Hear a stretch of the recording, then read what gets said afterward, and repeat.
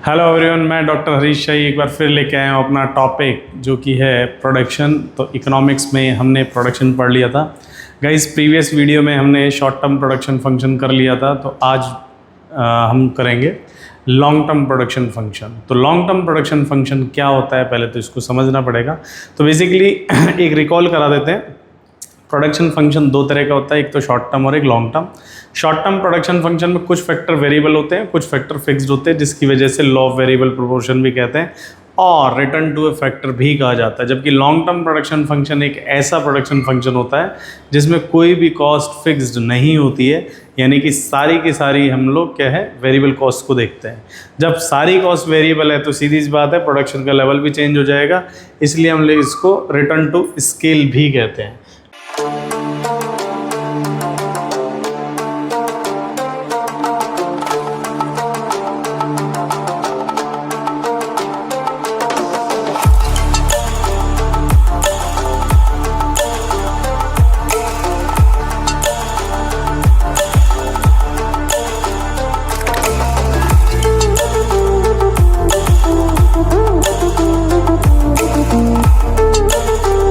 Return to scale का कहने का मतलब ये है कि पूरा का पूरा स्केल चेंज होता है। जैसे एक छोटा सा एग्जांपल दे सकता हूँ मैं आपको। एक हलवाई की शॉप है और उसके पास दिवाली पे सीज़न ज़्यादा रहता है, ठीक है। उसने अपनी शॉप, जैसे ये उसकी शॉप है, और उसने अपनी शॉप के बाहर दिवाली पे इतना इतना एक्स्ट्रा लगा दी मिठाइयाँ, ठीक है, फॉर 3 days ओनली, ठीक है। तो इसको हम शॉर्ट टर्म प्रोडक्शन फंक्शन कहेंगे। हल्दीराम एक हलवाई है, इतनी बड़ी शॉप है, हमेशा ही इतनी रहती है, चाहे दिवाली हो चाहे ना हो। तो इसने अपने सारे के सारे स्केल्स को चेंज कर दिया, तो ये लॉन्ग टर्म प्रोडक्शन फंक्शन है, ये शॉर्ट टर्म प्रोडक्शन फंक्शन है, STF और LPF। तो ये अपन को समझना पड़ेगा। यहाँ पर एक कुछ टाइम के लिए अपन ने कुछ फैक्टर को फिक्स रखा, कुछ को वेरिएबल रखा, और हमने कुछ टाइम के लिए अपने रिटर्न टू फैक्टर को चेंज कर दिया, और यहाँ पर पूरी की पूरी स्केल को चेंज करा, जिसकी वजह से हम लोग इसको क्या कह रहे हैं, return to scale. So it is known as return to scale. ये MCQ में कई बार क्वेश्चन बन जाता है कि रिटर्न टू स्केल किसको कहते हैं भैया, लॉन्ग टर्म प्रोडक्शन फंक्शन को।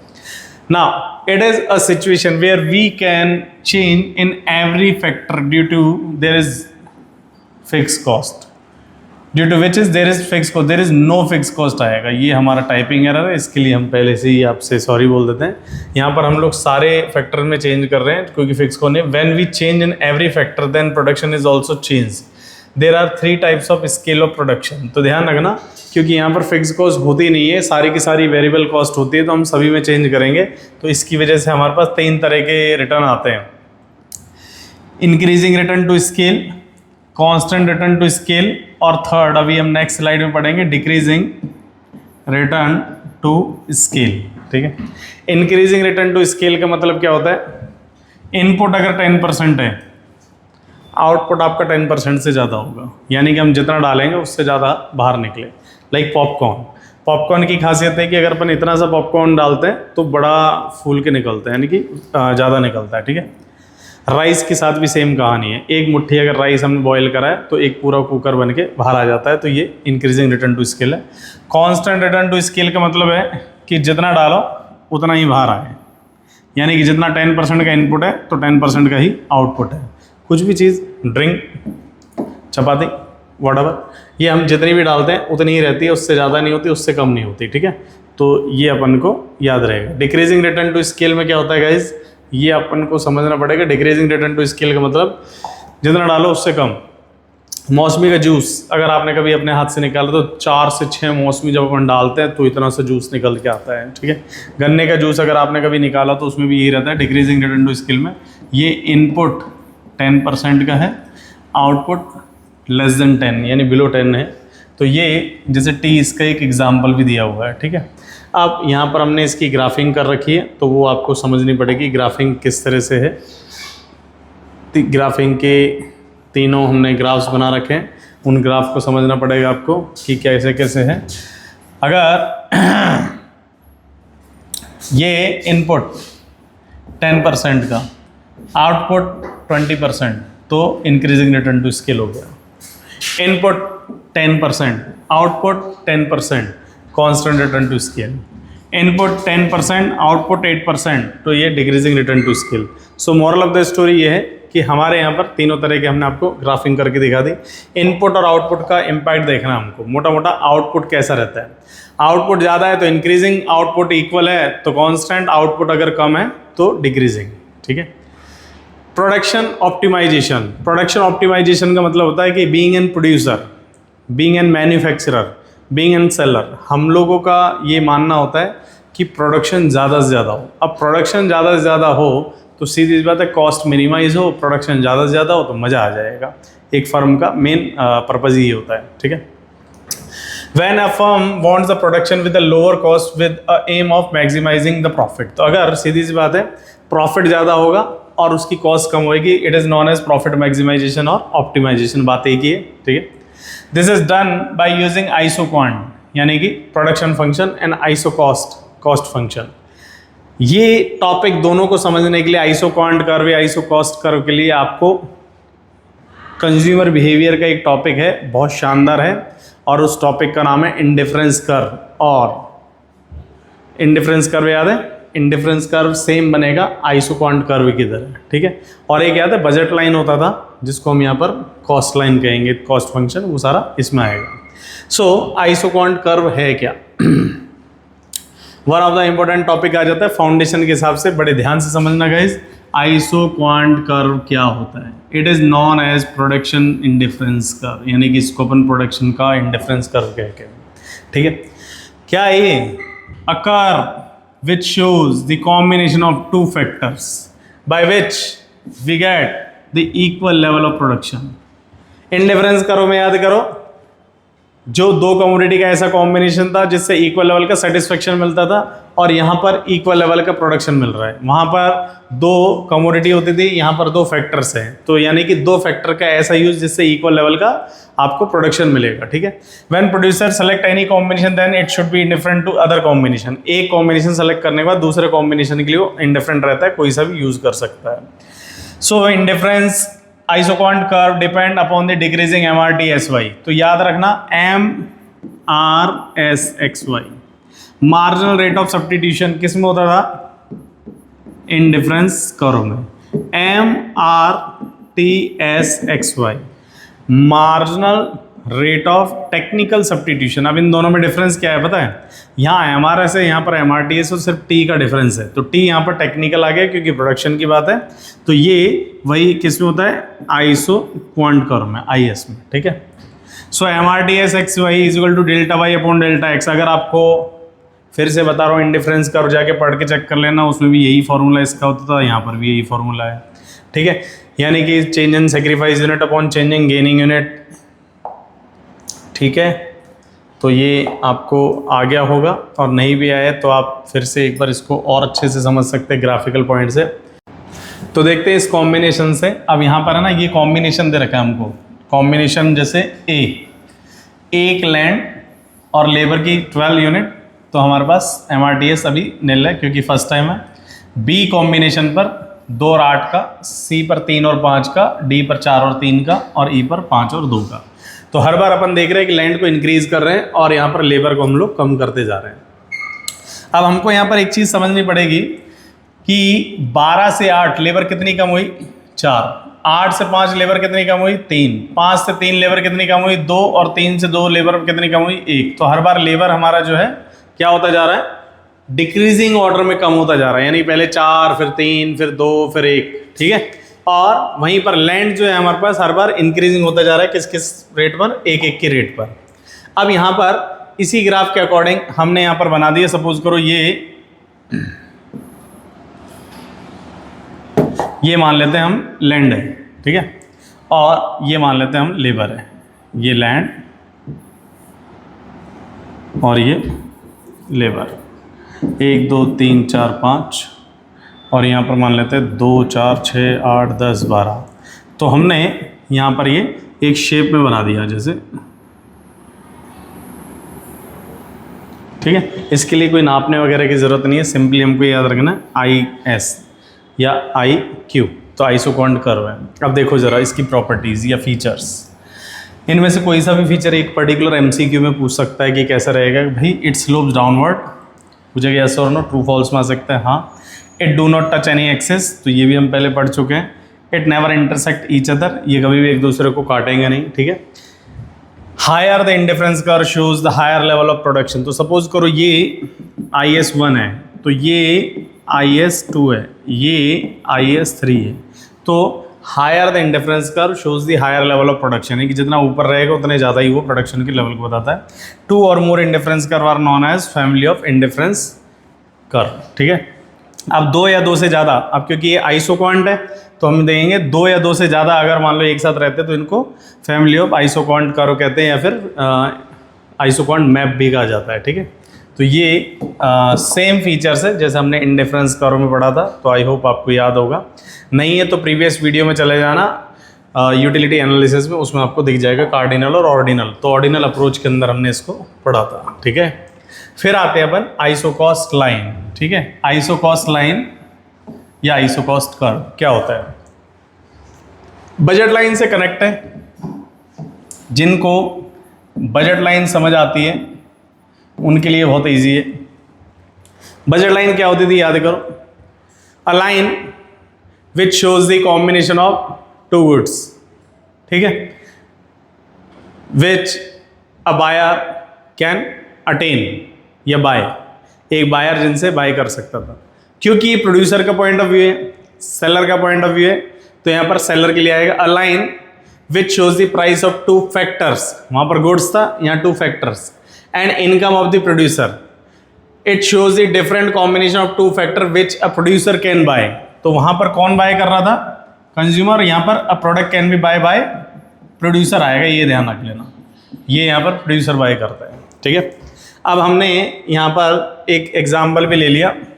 सपोज करो टोटल इनकम हमारे पास 100 की है और पर लेबर हमारे पास 20 है, ठीक है। पर लेबर 20 है और पर कैपिटल मान लो 10 रुपये है, ठीक है। अगर मैं लेबर ही लेबर लेता हूँ तो मेरे को पास कितनी लेबर आएगी? 100 डिवाइड बाई 20 दैट इज 5। तो जब लेबर 5 आएगी उस टाइम मेरे पास कैपिटल कितनी रहेगी? 0, क्योंकि मैं सारा पैसा खर्च कर चुका हूँ। और अगर मान लेते हैं 100 रुपये की इनकम है और एक कैपिटल 10 की है, तो मैं अगर कैपिटल लेता हूँ तो उस केस में मेरे पास कितनी आएगी कैपिटल? 10, क्योंकि 100 डिवाइड बाई 10, लेकिन उस टाइम कैपिटल कितनी रहेगी? 0। सो ध्यान दीजिए, 5 लेबर है, कैपिटल 0 है, और अगर 10 कैपिटल है तो लेबर 0 है, ठीक है। ये कॉम्बिनेशन आई होप क्लियर है और समझ भी आ गया होगा। जिनको नहीं आया समझ में, मैं फिर से बता देता हूँ। 100 डिवाइड बाई 20 कर दो जी, 5 आ जाएगा। 100 डिवाइड बाई यहाँ पर ये 10 है, तो ये 10 कर दो, ये 10 आ जाएगा। तो सीधी सी बात है, जब मैं लेबर ही लेबर लूँगा तो उस टाइम कैपिटल 0 रहेगी, और जब मैं कैपिटल ही कैपिटल लूँगा उस टाइम लेबर 0 रह जाएगी, ठीक है। तो मैं ये कह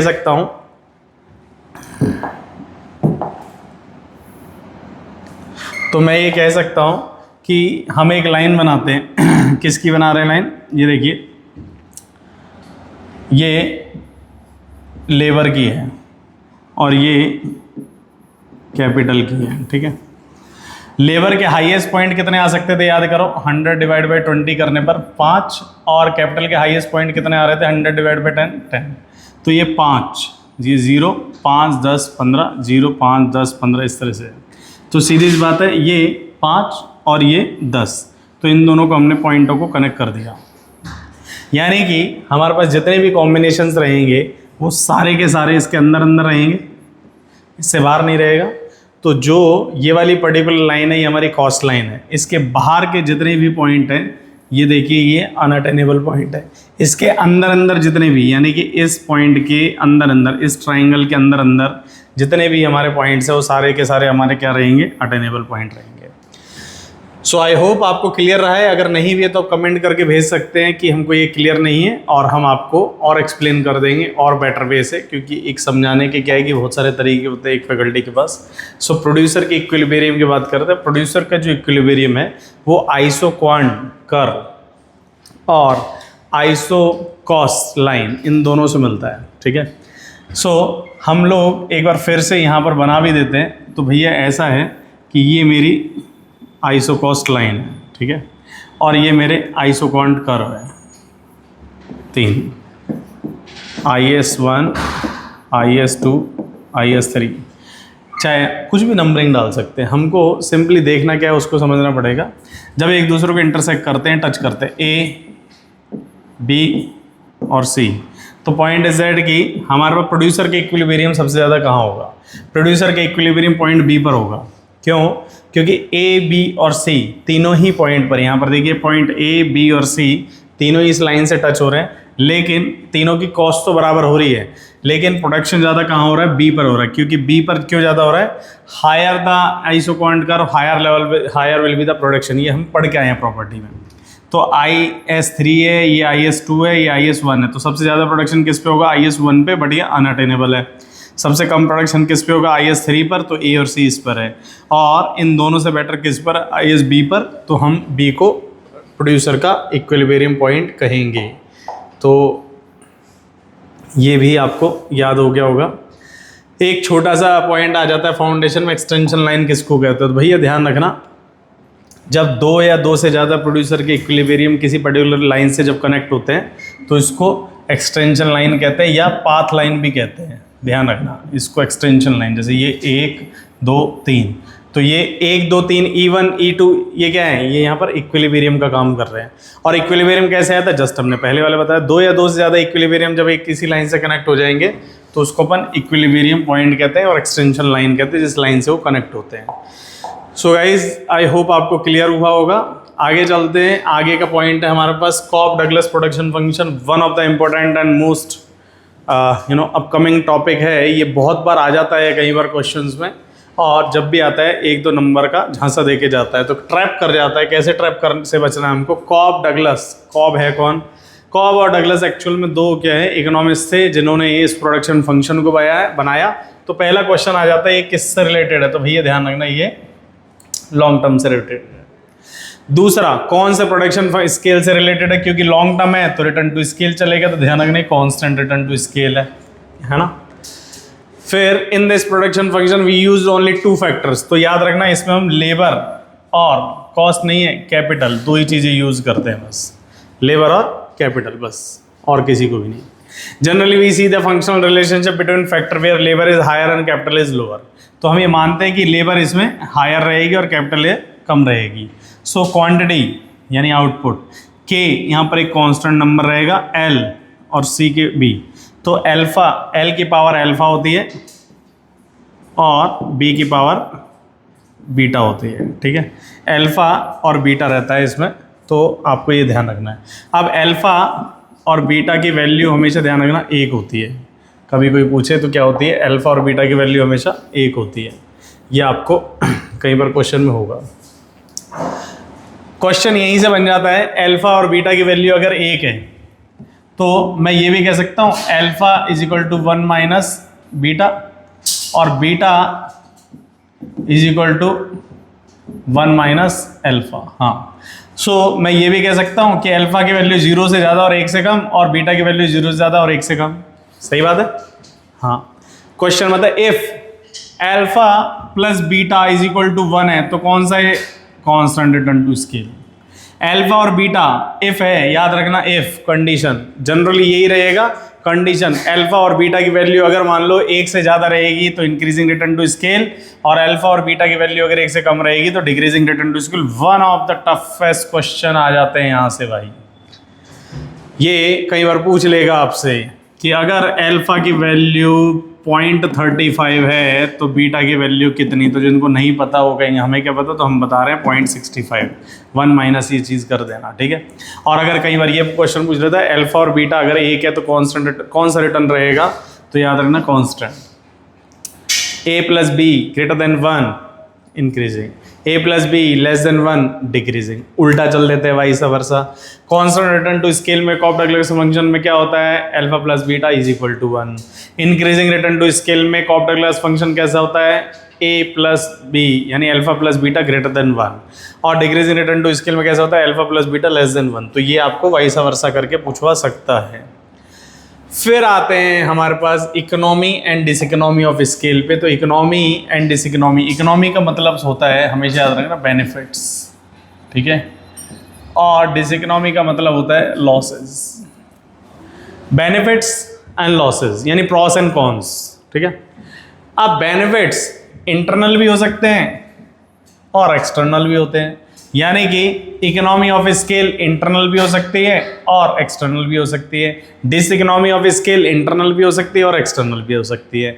तो आपको ये चीज़ समझने की ज़रूरत पड़ेगी कि कैसे क्या क्या होता है। यानी कि मैं आपको अगर ये बताऊं कि एक फर्म है, ऐसे समझना, इसका एक बेस्ट एग्जांपल, क्योंकि कहीं भी किसी के बारे में भी पूछ लेगा। ये मान ले एक फैक्ट्री है, तो फैक्ट्री के अंदर अंदर, और मैं एक कलर चेंज कर रहा हूँ, ये फैक्ट्री का आउटर सर्कल है, ठीक है। अब ध्यान रखना, फैक्ट्री के अंदर ही अंदर जो भी चीज़ हो रही है, अगर वो अच्छी हो रही है तो इंटरनल इकोनॉमी ऑफ स्केल, अगर वो चीज़ बुरी हो रही है तो इंटरनल डिस इकोनॉमी, ठीक है। बाहर की वजह से, आउटर फैक्टर की वजह से कुछ अच्छा हो रहा है तो एक्सटर्नल इकोनॉमी ऑफ स्केल, बाहर की वजह से कोई लॉसेज हो रहे हैं तो वो external diseconomy of scale. So moral of the story, मतलब मैं ऐसे समझा सकता हूँ कि मेरा मैनेजर बहुत अच्छा है, बहुत एफिशिएंट है, तो इसका बेनिफिट तो मुझे ही हो रहा है ना, बीइंग एन मैनेजर। मेरी कंपनी का है, दूसरी कंपनी का तो है नहीं, तो ये इंटरनल इकोनॉमी ऑफ स्केल है, ठीक है। मेरा दूसरे की कंपनी का मैनेजर जो है चोर है, तो इसका मतलब उसका internal diseconomy of scale हो रहा है, इंटरनल सिर्फ उसी को हो रहा है, बाकी किसी को नहीं। एक्सटर्नल का मतलब होता है गवर्नमेंट ने जीएसटी बढ़ा दिया, उसकी वजह से सेल्स पे इम्पैक्ट आया, तो गवर्नमेंट ने बढ़ाया और मेरे अकेले पे थोड़ी लगा, वो तो सभी पर लगा। तो गवर्नमेंट ने कोई चीज़ ऐसा पॉलिसी लागू कर दी जिसकी वजह से हमको प्रॉपरली सभी को लॉस हो रहा है, तो ये external diseconomy of scale है। गवर्नमेंट ने सभी को जो है सब्सिडी दे दी, सभी लोगों को 10% की सब्सिडी दी, तो एक्सटर्नल इकोनॉमी ऑफ स्केल। सो ये डिपेंड करता है कि आप कर क्या रहे हैं, कैसे कर रहे हैं, तो ये ध्यान रखना। इंटरनल और external economy of scale depend करता है कि वो मैनेजमेंट से रिलेटेड हो सकता है, ठीक है, वो फाइनेंस से रिलेटेड हो सकता है, पैसों की वजह से, ठीक है, कमर्शियल हो सकता है, वो सेविंग्स की वजह से हो सकता है, लेबर की वजह से हो सकता है, डिवीज़न की वजह से हो सकता है, स्पेशलाइजेशन की वजह से हो सकता है, टेक्निकल एस्पेक्ट्स की वजह से हो सकता है, और रिस्क की वजह से हो सकता है। तो ये internal and external economy and diseconomy of scale है, ठीक है। अब type of external economy and diseconomy, ये तो सारी इंटरनल है, ध्यान रखना, ये सारी इंटरनल है। अब एक्सटर्नल में कम्युनिकेशन फैसिलिटी, अगर मेरी कम्युनिकेशन फैसिलिटी मेरे एरिया में ख़राब है तो सभी मेरे एरिया में जितनी भी फैक्ट्रीज है सबकी ख़राब है। ट्रांसपोर्टेशन फैसिलिटी, किसी जगह पर अगर रोड बन रहा है तो गवर्नमेंट की साइड से बन रहा है, मेरी वजह से थोड़ी, तो सभी के साथ प्रॉब्लम, मेरी अकेले की नहीं है। Development of the industry, industry का डेवलपमेंट, जैसे आज की डेट में इंडस्ट्री एआई की साइड जा रही है तो आईटी इंडस्ट्री का डेवलपमेंट हो रहा है। आज की डेट में इंडस्ट्री मान लो किसी साइड नहीं जा रही है तो वो उसका नुकसान है, ठीक है, वो डिस इकोनॉमी है। So this is all about for the chapter guys. Thank you so much. Video को लाइक करें, शेयर करें और कमेंट करके ज़रूर बताएं कैसी लगी। चैप्टर फिनिश हो गया। Thank you.